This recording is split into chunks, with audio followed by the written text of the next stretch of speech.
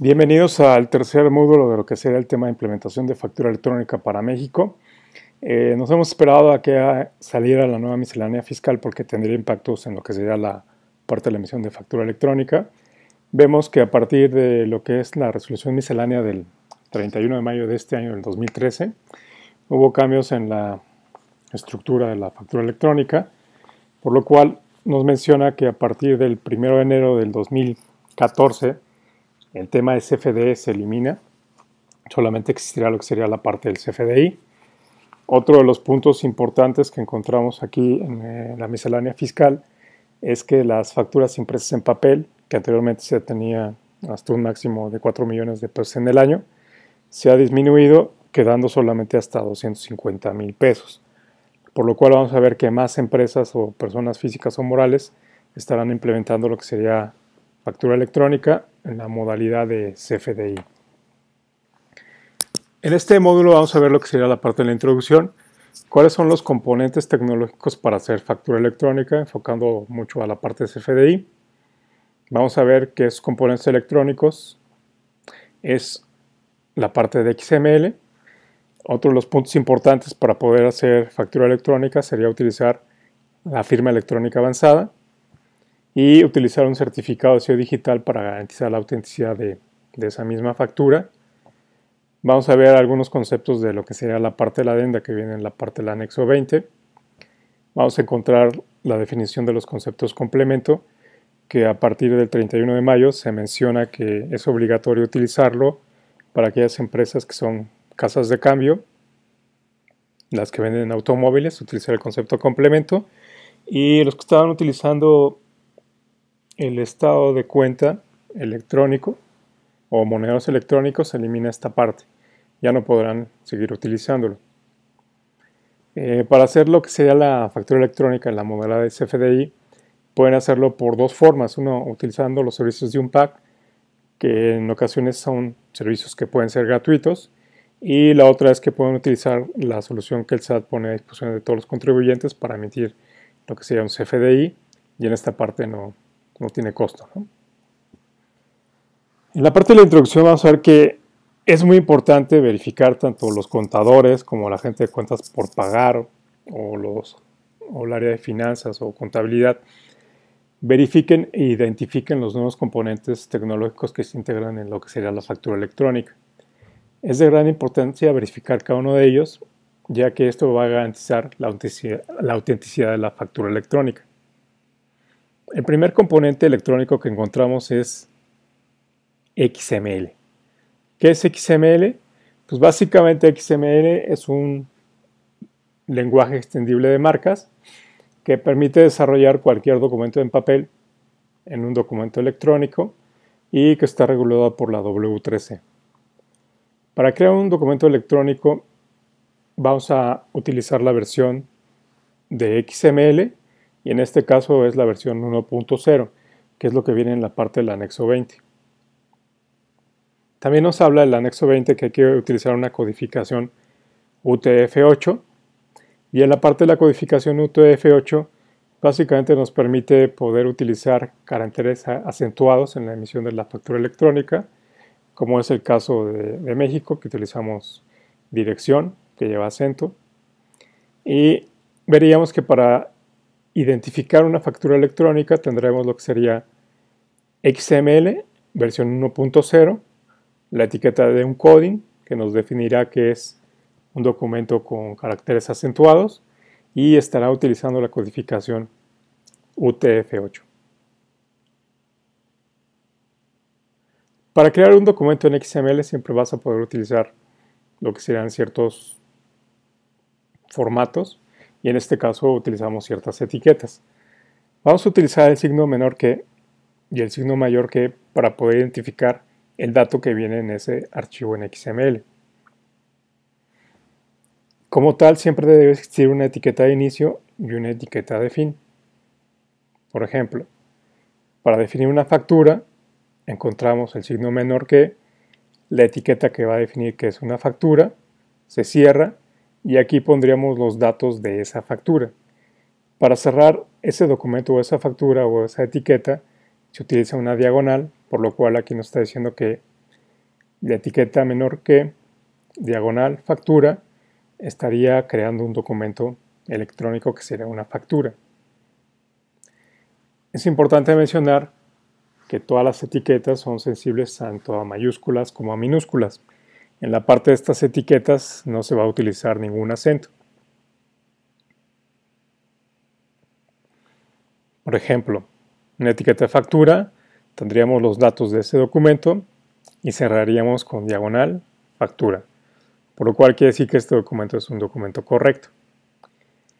Si nosotros escribimos factura con mayúscula, los datos de esa factura, y cerramos la etiqueta con diagonal factura, los sistemas nos van a mandar un error porque están tratando de identificar dos etiquetas que son diferentes. Tanto factura en mayúscula es una etiqueta y factura en minúscula es otra etiqueta que tienen propiedades diferentes, por lo cual el sistema estaría mandando un error al no encontrar las mismas etiquetas. Como había visto hace rato, para crear un documento en XML necesitamos tener un documento en papel. Todos los datos que vienen en un documento en papel podemos transformarlos en etiquetas. Por ejemplo, un documento en papel de una factura tendrían datos como el emisor, el receptor, los conceptos y la parte de impuestos. Entonces, un documento XML de una factura empezaría con una etiqueta factura y dentro de esta etiqueta factura tendría múltiples etiquetas que estarían definiendo los datos que comprenden ese documento electrónico. Por ejemplo, el emisor, el receptor, los conceptos y la parte de impuestos. Entonces, una factura en papel va a tener muchos equivalentes de etiquetas en un formato de XML, por lo cual se va a transformar todo lo que existe en papel a una etiqueta en archivos de XML. Es muy importante mencionar que si usted esté creando una factura electrónica, siempre va a existir otro componente que son los esquemas. ¿Y para qué sirven los esquemas? Pues básicamente para poder verificar que el dato que viene en ese archivo XML cumpla con los atributos mencionados para poder crear electrónicamente el documento. Vamos a poner un ejemplo. Dentro del documento en papel vamos a encontrar un RFC. Entonces, dentro de un archivo XML vamos a tener que crear una etiqueta que diga RFC y adelante vamos a poner los datos del RFC, que puede ser alfanumérico, de 13 o 14 posiciones. Y se va a cerrar la etiqueta de RFC con diagonal para poder validar que realmente se esté creando bien el documento de XML. Entonces la parte del XSD o los esquemas nos va a decir, vas a encontrar dentro del documento en papel una etiqueta que diga RFC y dentro de esa etiqueta de RFC vas a encontrar que sea una etiqueta que sea de forma alfanumérica entre 13 y 14 posiciones. Si encuentras una etiqueta de RFC y es mayor a esa longitud, automáticamente la parte de XSD nos va a decir que está el documento erróneo. Otro de los puntos que podemos integrar en la parte de la factura electrónica sería el folio UUID, que es el folio fiscal, y este es de 36 posiciones. Entonces, hoy en día, para poder crear un documento en papel a un documento electrónico, tenemos que utilizar la parte de XML y crear toda la parte de las etiquetas que tengan esa factura, y a su vez debe tener un XML o un XSD que valide los campos de esa factura. Los XSD dentro de la factura electrónica pueden estar tanto de manera interna como de manera externa. ¿Esto qué quiere decir? Si nosotros lo identificamos de manera externa, nos va a decir en la parte del XML que existe un documento XML, que existen datos de ese documento XML y que existe un XSD que va a estar validando el tipo de esos datos que vienen en esa factura. Para hacer la emisión de una factura electrónica vamos a encontrar documentos XSD o esquemas que son externos, y lo que quiere decir es que cuando se crea el documento va a estar verificando en un sitio de internet que realmente se cumplan con todos los requerimientos de esa factura en papel a una factura electrónica. A grandes rasgos esto es lo que veríamos con la parte de XML. que realmente es algo técnico que los sistemas de factura electrónica hacen, pero que es muy importante ahora asimilar un concepto de XML y para qué nos sirve, ¿no? Para poder emitir una factura electrónica es muy importante contar con una firma electrónica. Hay que saber para qué se utiliza la firma electrónica y hay que saber para qué se utiliza un certificado de sello digital. La firma electrónica como tal, esta firma electrónica la obtienen por parte del SAT. La firma electrónica sirve para encriptar cualquier documento y dentro de la firma electrónica contiene información como pueden ser sus huellas dactilares, puede ser la información del iris de su ojo, información también del rostro de la persona y identifica también lo que sería la firma autógrafa. Toda esta información vive en una firma electrónica, por lo que es muy importante que esta firma electrónica no pierda la confidencialidad y sepan quién está empleando su firma electrónica dentro de su empresa, porque a su vez esta firma electrónica nos va a dar dos archivos y estos dos archivos va a ser una llave pública y una llave privada. Esta información va a estar encriptada y solamente va a poder ser utilizada por la persona responsable de esa firma electrónica en su compañía o de ustedes físicamente. Esta firma electrónica como tal tiene una vigencia hoy de 4 años, por lo cual cada 4 años hay que estarla renovando. La importancia de la firma electrónica es que se emplea para hacer muchos trámites ante el SAT y también se emplea para utilizar lo que sería un certificado de sello digital, que básicamente comprende más o menos las mismas funciones de una firma electrónica. La diferencia es que el certificado de sello digital se va a utilizar para encriptar cada una de las facturas que ustedes están emitiendo. Es muy importante que cuando estén generando una factura no confundan lo que sería su firma electrónica con su certificado de sello digital. ¿Por qué? Porque al momento de generar una factura electrónica, si utilizan una firma electrónica, esta no tiene validez. Si llega del otro lado con un cliente, verifica que esta factura fue firmada con una firma electrónica, por lo cual esa factura no tiene una validez fiscal que se pueda estar empleando. Con la firma electrónica van a empezar a solicitar lo que sería un certificado de sello digital. Así como solicitaron el requerimiento de firma electrónica, en la aplicación del SolCedi hay un apartado donde dice solicitud de certificado de sello digital. En esta aplicación del SolCedi van a capturar los datos de lo que sea la información del sello digital. Ahora bien, ustedes pueden usar un sello digital para todas sus firmas electrónicas o pueden estar solicitando un certificado de sello digital si quisieran por cada una de sus facturas.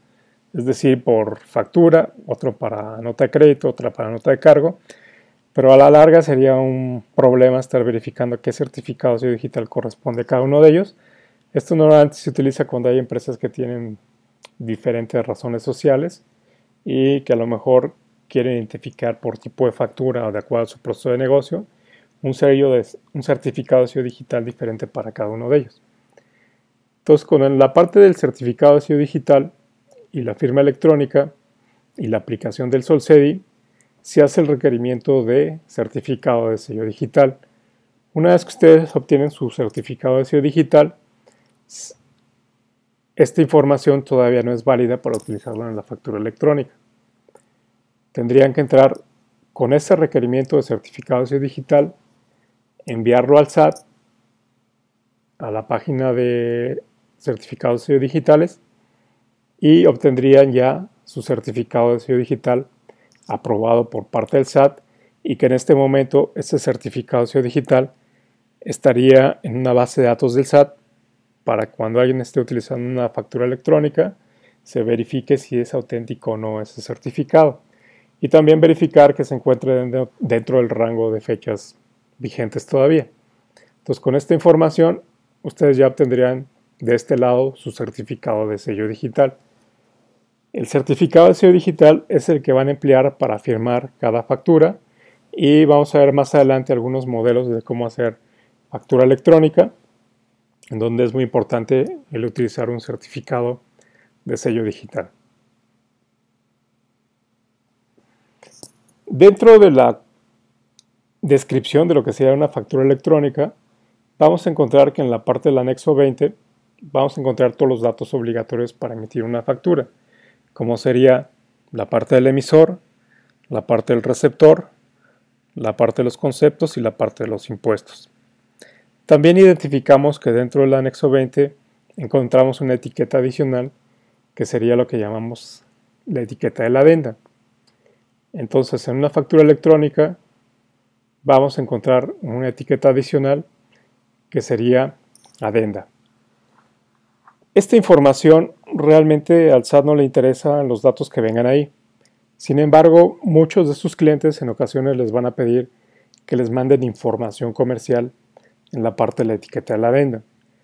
¿Qué información comercial pueden encontrar en esta etiqueta de la adenda?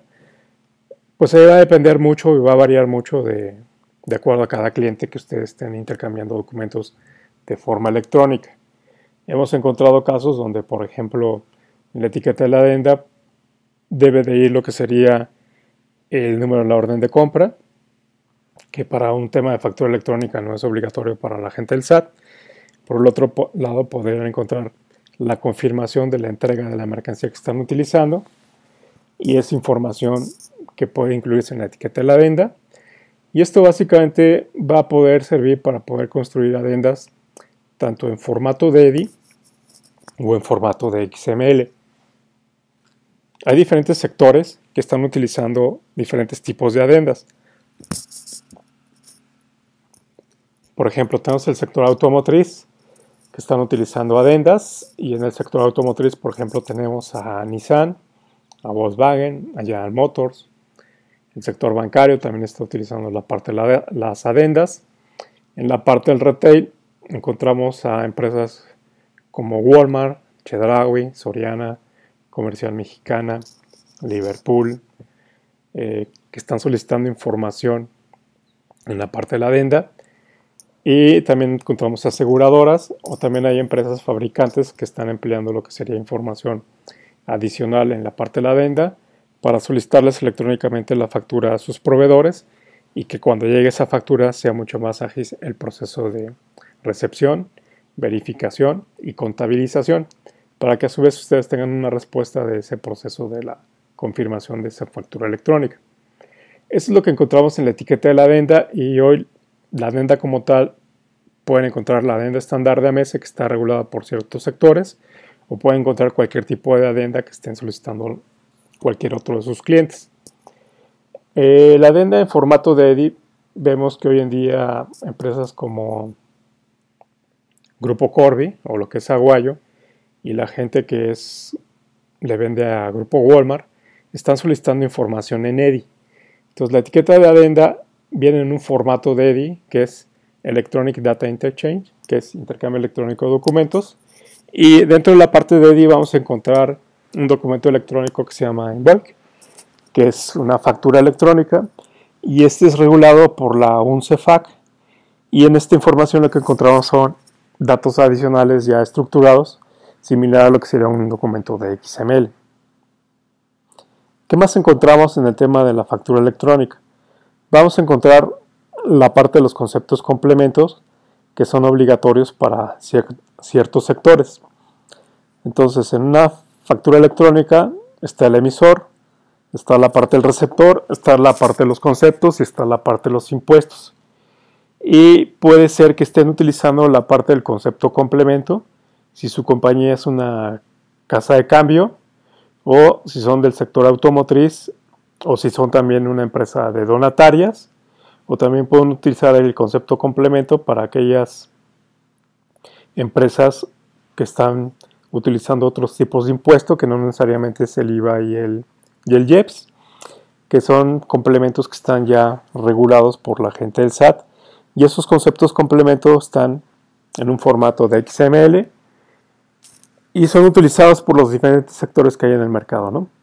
Vamos a encontrar la parte de fabricantes, vamos a encontrar el concepto complemento para el sector detallista, que en este caso está siendo utilizado por la empresa H-E-B, que tendrá más o menos unas 6 semanas que ha definido que todas las facturas electrónicas que le estén enviando a esta tienda de autoservicio van a solicitar información adicional en la parte del concepto complemento, utilizando la parte del sector detallista, para que puedan enviarle su factura electrónica. Algo que es muy importante, cuando ustedes estén generando su CFDI, el CFDI debe de ir los datos del emisor, receptor, conceptos, impuestos. Se hace esa digestión del CFDI y se le agrega lo que sería el certificado de sello digital. En el momento que se emplea un concepto complemento, se va a tener que utilizar también la digestión de la cadena original y la encriptación de ese concepto complemento. Esto para posteriormente enviarlo al PAC y se haga el timbrado de esa factura. Entonces, en ese momento estarían encriptando tanto el anexo 20 como la parte del concepto complemento. Estas son las variables que encontramos en la emisión de una factura electrónica, lo que sería la parte de la adenda y los conceptos complemento que en un momento determinado estén utilizando algunas compañías.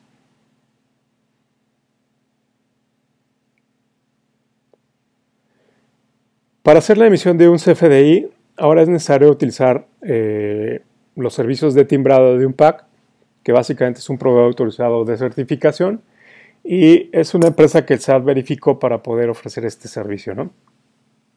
Es importante mencionar que a partir del 1 de enero del 2014, las empresas que superen los 250,000 pesos de ingresos deberán de utilizar la emisión de lo que sería la parte del CFDI y para ello se va a utilizar lo que sería la parte de un PAC. O también se pueden utilizar los servicios que el SAT tiene en su página de internet para realizar la emisión del CFDI y esto es de manera gratuita.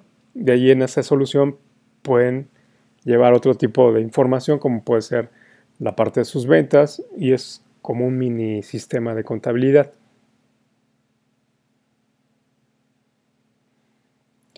En el nuevo modelo de CFDI vamos a ver cuáles son las implicaciones que tenemos que considerar. Primero, podemos utilizar los servicios gratis del SAT para hacer la parte del timbrado o podemos utilizar los servicios de un PAC. ¿Qué hay que verificar en la parte de la emisión de un PAC? Primero, la vigencia de certificación del PAC. ¿Por qué? Porque esta vigencia no es infinita.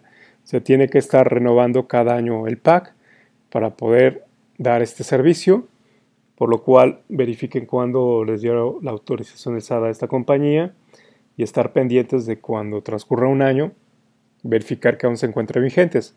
Por lo cual, si utilizan los servicios de este PAC y ya no está vigente, pues sus facturas no tendrán la misma validez, ¿no? Otro de los puntos que se menciona en la resolución miscelánea fiscal es que los servicios de timbrado deberán de ser gratuitos. Sin embargo, estamos viendo que algunos PAC están cobrando por el timbrado, dependiendo de la solución que estén contratando, ¿no? Entonces ahí es muy importante verificar qué servicio está dando el PAC y qué es lo que está ofreciendo. Dentro de la miscelánea fiscal nos dice que podemos utilizar uno o varios PAC, por lo cual es importante que si tu compañía está haciendo un volumen impresionante de facturas, pues no solamente te puedas casar con un PAC, que tengas los servicios de uno o más PACs para que en un momento determinado, si el PAC no te está dando un buen servicio, se vaya con el siguiente PAC y tú no te quedes sin timbrar las facturas. ¿Cuáles son las funciones que debe de ofrecer un servicio de un PAC? En primera instancia, recibir los XML que tú generaste y verificar que la estructura del anexo 20 esté correcta. Que en el momento que tú generaste tu factura electrónica, tu CFDI, se esté utilizando un certificado de sello digital para la encriptación de ese CFDI y no una firma electrónica. Otro de los puntos importantes que hace la gente de los PAC es verificar que el CFDI no haya sido timbrado anteriormente. Otro punto importante es verificar que los rangos de la fecha de timbrado estén de acuerdo a lo que se esté generando. Por ejemplo, si hoy estamos generando una factura electrónica y esa factura electrónica nos dice que tenemos hasta 72 horas para hacer la parte de la emisión de esa factura electrónica, es importante verificar que este rango de fechas esté dentro de ese proceso. Por lo que hoy, si estamos generando una factura electrónica, no debe ser superior a 72 horas esa parte de la emisión de la factura electrónica. Otro de los servicios o funciones que ofrece la parte de los PAC es un tema de un resguardo por 3 meses.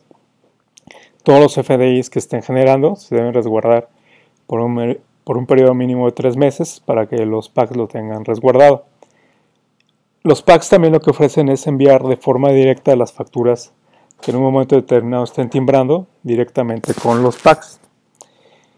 A su vez, una vez que los PACs son las empresas que timbran estos documentos, se va a asignar lo que sería un certificado de sello digital. Entonces, cuando se genera una factura electrónica, esta factura electrónica va a llevar 2 sellos. El sello de su compañía y el sello del SAT que le dio a ese PAC para timbrar el documento. Lo que tiene que hacer el PAC es agregarle el nodo del timbre fiscal digital. En ese momento, esa factura ya es fiscalmente válida y podrán distribuirla con sus diferentes clientes. Entonces es muy importante verificar los PACs que estén vigentes, los datos que estén realizando cada uno de ellos y que tenga toda la información. En los procesos que hemos visto para implementar factura electrónica, hemos visto que hoy los PACs podrían darnos 3 alternativas para poder generar la parte de un CFDI. Una alternativa sería donde nos den una página de internet, ustedes carguen su certificado de sello digital y capturen los datos adicionales. En ese momento capturan los datos de su CFDI y el PAC los timbra, ¿no?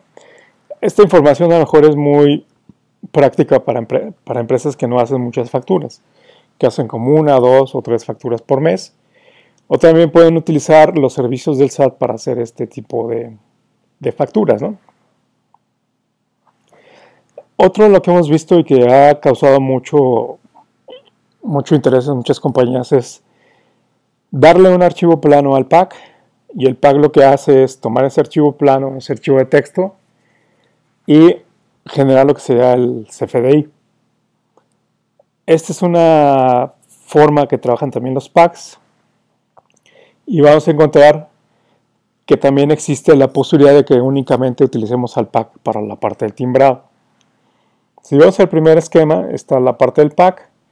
El PAC te da una página de internet donde tú capturas los datos de tu factura. En ese momento que tú capturas los datos, recibe el CFDI, lo valida y lo envía al SAT, ¿no? Y le pone la estampa de tiempo.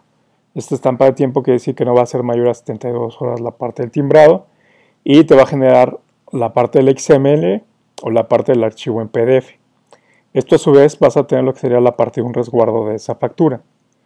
Por lo cual tú vas a tener tanto el XML como la parte del PDF que va a ser tu factura electrónica y en este caso sería tu CFDI.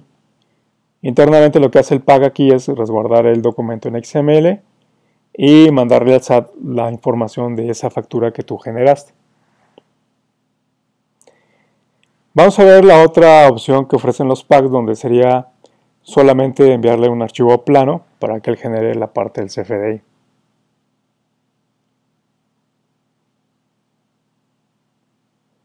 Envío de solo archivo. Tú tienes un ciclo constante de emisión de facturas. Vamos a suponer que tú tienes un sistema ERP, que puede ser cualquier sistema ERP. En ese sistema ERP tú lo que haces, o tu sistema de facturación, se extrae un archivo plano, un archivo de texto. Ese archivo de texto se envía al PAC.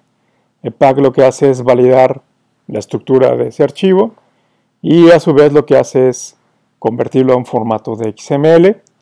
Ya que se convierte a XML, lo que hace el PAC es encriptar ese documento y le pone la parte del timbrado, ¿no?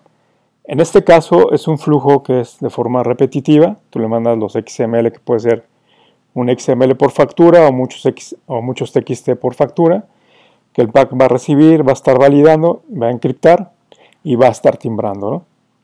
A su vez, también los PACs te pueden ofrecer el servicio de adenda, donde capturan la parte de la adenda y te manda ya el CFDI directamente a tu compañía, por lo cual tú lo resguardas y del otro lado tú también resguardas esa información.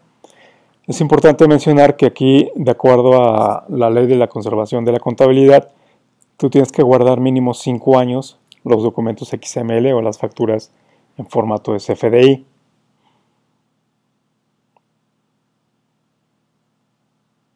Muchos packs lo que hacen también es ofrecerte el enviar esas facturas a sus clientes, y este es un proceso repetitivo que se hace de forma constante, ¿no? Aquí lo que encontramos en este modelo de generación de facturas electrónicas, en primer lugar, es de que tu certificado de sello digital lo tiene el PAC. Tu clave privada de ese certificado de sello digital también lo tiene el PAC. Ahora bien, tú no eres el único que está utilizando los servicios de ese PAC, por lo cual el PAC va a tener muchos certificados de sello digital y muchas claves privadas de esos certificados de sello digital, por lo cual la información, también le estarás dando toda la información de tu factura que estás emitiendo para que él lo convierta y tenga toda la información de lo que tú estás facturando. Este es el modelo del envío de archivos solo para que el mismo PAC lo convierta, ¿no? ¿Qué es lo que hemos visto en estos procesos? Primero, para poder extraer información de tu sistema de facturación a un archivo plano, hay que hacer una extracción de información y eso te crea una interfaz. El otro punto es que tú vas a estar mandándole la información al PAC y va a hacer una transferencia de esos archivos, y en ocasiones puede ser que no llegue completa la información o que le falten datos y no se timbre en ese momento la información. Del otro lado, el PAC lo que hace es transformar toda esa información que tú le estás enviando en un archivo plano, hacerle parte de la encriptación, y esos son otros los puntos que vemos ahí como ciertos procesos que tendrías que estar verificando con los PAC. El otro es que te decía, el PAC va a tener tu certificado de sello digital y tu clave privada, ¿no? Te hace la transferencia una vez transformado el archivo y no existe una integración al 100% con tu sistema de contabilidad. No puedes saber qué factura fue con el UID que te dio tu PAC. Por el otro lado, va a existir una interfaz para hacer todo este tipo de información y le va a estar dando una total dependencia del 100% de la emisión de una factura con este modelo mediante lo que sea la parte de un archivo. Esto es lo que hemos visto en algunos procesos de emisión de CFDI, por lo cual aquí estamos viendo dos alternativas. Entras a una página web y capturas los datos, que si tú eres una empresa que emite muchas facturas, realmente esto no sería muy ágil para tu proceso. El otro es generar un archivo plano y enviárselo al PAC, por lo cual casi el PAC estaría haciendo todo tu proceso de facturación, y el tiempo que se tarde en procesar va a depender mucho de la infraestructura de cada uno de los diferentes PACs. Y son los puntos que en un momento determinado tendrías que estar verificando con la parte de tu PAC. Vamos a ver un tercer modelo, y este tercer modelo es el que muchas compañías lo están empezando a utilizar porque tienes menos dependencia de un tercero, y básicamente sería mediante lo que sería solamente la parte del timbrado. ¿Cómo funciona? Hoy en día hemos trabajado con algunas compañías en las cuales esas compañías tienen un sistema de ERP. Vamos a hablar del sistema ERP SAP. Dentro del sistema SAP tú puedes configurar para que desde el mismo momento en que generes tu factura en el sistema SAP, tu archivo ya salga en un formato encriptado, salga con el formato de XML, por lo cual tú tienes el certificado de sello digital en tu empresa y la clave privada sigue en tu empresa, ¿no? El documento ya sale en CFDI, por lo cual únicamente se utiliza el PAC para enviarle ese CFDI para que él valide la información, le agregue el nodo del timbre fiscal digital y a su vez tú tengas ya tu CFDI con tu folio fiscal digital. Esto a su vez, dentro de SAP tenemos un monitor donde tú puedes consultar si la factura fue enviada, si fue recibida, si fue timbrada, si es cancelada, y puedes tener un monitor de las transferencias de todo este tipo de intercambio dentro de la parte de SAP. A su vez, una vez que tú ya generaste la parte de la factura, puedes integrarle lo que sería la parte de la adenda. Haces toda la parte del resguardo y ese resguardo lo tienes igual en SAP, por lo cual ahí puedes tener tu resguardo de tus facturas ligado a la misma transacción de SAP para la emisión de la factura, o también existe donde puedes tenerlo guardado, tanto el XML como la parte del PDF que generaste. Y otro punto importante es que aquí ya estás generando la parte de la impresión de las facturas con tu código de barras bidimensional. En este momento, de acuerdo a lo que tú tengas definido de qué clientes, si tiene adenda, si no tiene adenda, si vas a utilizar el concepto complemento, este es un proceso natural por lo cual no tienes que estar viendo dos aplicaciones para poder generar tu factura. A su vez, tú puedes hacer la dispersión de tus facturas con tus clientes y puedes enviarlas ya sea por correo electrónico o las puedes poner en un portal web o puedes generar la parte de la impresión o puedes enviarlo inclusive con tiendas de autoservicio mediante lo que sería la comunicación vía o web service, que es el caso de algunas compañías como Soriana o como H-E-B, o puede ser vía SFTP, que puedes conectarte con la gente de comercial mexicana, o cualquier otro protocolo que tú quieras implementar. Por ejemplo, está la parte de EBMX, que se utiliza mucho en la industria automotriz para comunicarte con Daimler. Entonces puedes enviarle también por ese medio de comunicación directamente a tu cliente la información de tu factura. Él recibe y notifica el estatus del documento. Si vemos en este modelo, tú no dependes mucho del pack. Toda la información sigue siendo más confidencial. Generas tu factura electrónica, por lo cual el pack simplemente timbra y se le agrega el nodo fiscal digital. Y en este caso puedes contratar uno o varios packs dependiendo del modelo de facturas que estés generando o el volumen de facturas que estés emitiendo, ¿no? Entonces, este es el tercer modelo que se puede implementar. Aquí va a depender de cada una de las diferentes compañías qué solución utilizar para la parte de la emisión del CFDI. Y como vimos, hay que ver los puntos importantes para la emisión de cada una de estas facturas.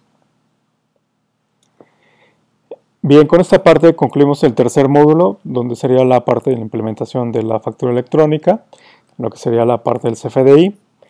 Cualquier duda o cualquier comentario que quisieran sobre la parte de la emisión de factura electrónica para el caso de México, pueden escribirnos a cfd@facturasat.com o entrar directamente a www.facturasat.com y ver toda la información que está ahí disponible sobre los cursos en línea, que esos cursos en línea pues, no tienen costo. Tú puedes ver cómo emitir una factura electrónica tanto para México como para Chile, para Argentina, para Guatemala, para Europa y cualquier otro país y los diferentes modelos de implementación.